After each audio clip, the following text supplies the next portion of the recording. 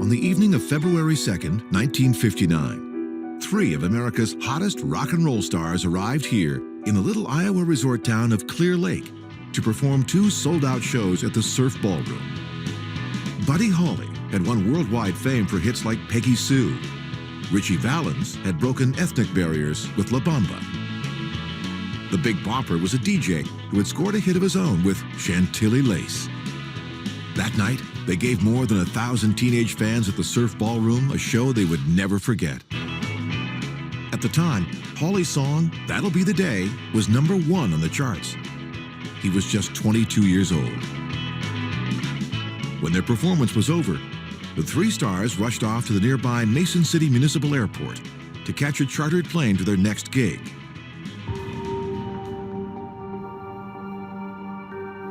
At the time, there was just a light snow falling on the runway. At 12:55 a.m., their 21-year-old pilot received clearance from the tower for takeoff, and the three musicians finally lifted off into the night. What happened next quickly made headlines around the world and left rock and roll fans across America in shock. Just a few minutes after takeoff, they flew into an approaching storm. High winds made the plane's instruments unreliable, and the young pilot's lack of experience led him to lose control. He dipped too low, a wing hit the ground, and sent the plane tumbling across this field.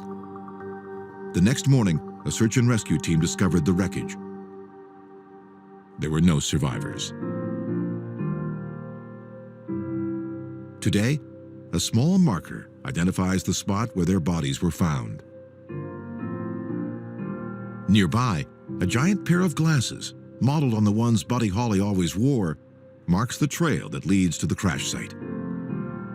That tragic night was immortalized as The Day the Music Died by Don McLean in his hit song American Pie, and in two separate Hollywood biopics.